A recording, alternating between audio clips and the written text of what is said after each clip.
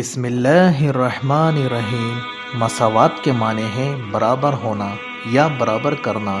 اسلام کی تہذیب و ثقافت انسان دوستی کا درس دیتی ہے اور انسانوں کے درمیان حقیقی مساوات کی بنیاد اسلام نے ڈالی۔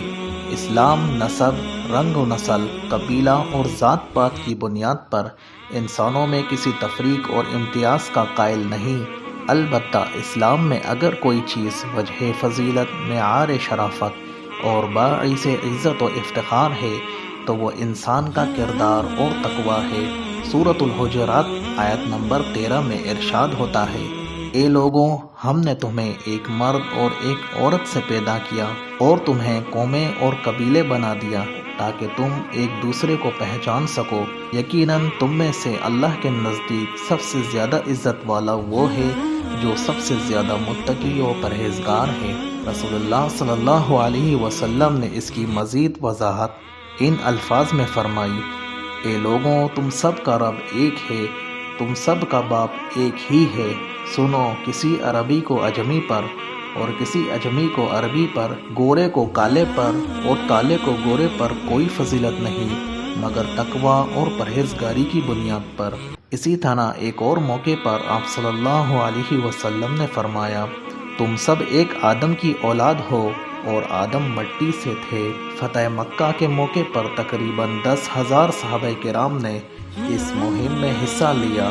جن میں خلفائے راشدین بھی موجود ہیں۔ لیکن اس تاریخی موقع پر رسول اللہ صلی اللہ علیہ وسلم بلال حبشی رضی اللہ تعالی عنہ کو حکم دیتے ہیں کہ وہ اعلان حق کے لیے کعبے کی چھت پر چڑھ جائیں اور اذان دیں۔ بڑے بڑے صحابہ کرام کی موجودگی میں حضرت بلال حبشی کا کعبے کی چھت پر چڑھنا در حقیقت اس بات کا اعلان تھا کہ انسان کائنات کی ہر چیز پر فضیلت رکھ سکتا ہے اور کوئی چیز اس کی راہ میں حائل نہیں ہو سکتی مگر انسان اس عزت و تکریم کا مستحق صرف اپنے ایمان، اخلاص، علم، اخلاق، عقل اور ان سب سے بڑھ کر اللہ اور اس کے رسول صلی اللہ علیہ وسلم کی محبت و اطاعت کی بنا پر ہوتا ہے۔ اسلامی عبادات، اسلامی احکام اور اسلامی معاشرت میں آقا و غلام اور چھوٹے بڑے کا کوئی امتیاز نہیں۔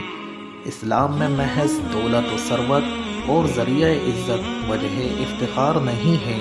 چنانچہ نماز، روزہ اور حج جیسی اہم اسلامی عبادات میں مساوات کی جھلک نمایاں طور پر نظر آتی ہے، جہاں بندہ و صاحب اور محتاج و غنی ایک ہی صف میں کھڑے نظر آتے ہیں۔ اسلام نے بلال حبشی، صہیب رومی اور سلمان فارسی رضی اللہ عنہم اجمعین کو ان عربوں کے ہم پلہ کر دیا، بلکہ ان کے لیے بھی قابل رشک بنا دیا جنہیں اپنے خاندان اور قبیلے پر بڑا ناز تھا۔ بعض روسائے عرب تو محض اس لیے نعمت ایمان سے محروم رہے کہ انہیں اپنی سرداری اور قیادت خطرے میں نظر آ رہی تھی، کیونکہ اسلام قبول کرنے کے بعد یہ عین ممکن تھا کہ معاشرتی یا مالی اعتبار سے ان سے کمتر آدمی محض اپنے علم اور عمل اور کردار کی وجہ سے ان سے برتر قرار پاتا۔ رسول اکرم صلی اللہ علیہ وسلم نے خود اپنے طرز عمل سے انسانی تفاخر اور عصبیت کا قلعہ قمع فرمایا۔ چنانچہ آپ صلی اللہ علیہ وسلم نے اپنی پھوپھی زاد بہن زینب کو اپنے آزاد کردہ غلام زید بن حارثہ کے نکاح میں دیا۔ اسی طرح حضور علیہ السلام نے اپنے وصال مبارک سے کچھ پہلے انہی زید کے صاحبزادے اسامہ بن زید رضی اللہ تعالی عنہما کو ایک لشکر کا سپہ سالار مقرر کیا، جس میں جلیل القدر صحابہ کرام بھی شامل تھے جو بظاہر ان سے مرتبے میں بڑے تھے۔ غزوہ بدر میں آپ کے چچا حضرت عباس رضی اللہ تعالی عنہ جنگی قیدی بن کر آئے تو ان کے ساتھ عام قیدیوں کا سا برتاؤ کیا گیا اور عام قیدیوں کی طرح انہیں بھی فدیہ لے کر چھوڑا گیا۔ حجۃ الوداع کے موقع پر جب آپ نے جاہلیت کے خونی انتقام اور جاہلیت کے سود کا خاتمہ فرمایا تو اس کا آغاز اپنے خاندان سے کیا۔ ارشاد فرمایا، سب سے پہلے میں اپنے چچا حضرت عباس بن عبد المطلب کے سود کو باطل قرار دیتا ہوں۔ غزوہ بدر کے موقع پر مجاہدین کی صف بندی کرتے ہوئے جب آپ صلی اللہ علیہ وسلم کی چھڑی سے ایک مجاہد صحابی کے بدن پر خراش آ گئی اور انہوں نے قصاص کا مطالبہ کیا تو آپ صلی اللہ علیہ وسلم نے بلا تعمل اپنے آپ کو قصاص کے لیے پیش فرمایا۔ یہ الگ بات ہے وہ صحابی قصاص لینے کے بجائے شدت محبت میں آپ کے بدن اطہر سے لپٹ گئے اور یہی سعادت انہیں مطلوب تھی۔ حضور اکرم صلی اللہ علیہ وسلم کا مقام اللہ کی مخلوق میں سب سے برتر ہے، لیکن اس کے باوجود مسجد قباء اور مسجد نبوی کی تعمیر، غزوہ خندق میں خندق کی کھدائی اور دیگر مختلف مواقع پر آپ اپنے صحابہ کرام میں گھل مل کر کام میں مصروف رہے اور در حقیقت یہ سب کچھ تعلیم امت کے لیے تھا۔ اسی طرح تمام غزوات میں بھی آپ بنفس نفیس شریک رہے۔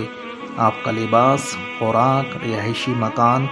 بود و باش سب کچھ عام مسلمانوں کی طرح تھا۔ آج کی دنیا میں سادہ لو انسانوں اور معاشرے کے پسماندہ طبقوں کو فریب دینے کے لیے اور ان کی حمایت حاصل کرنے کے لیے طرح طرح کے سبز باغ دکھائے جاتے ہیں،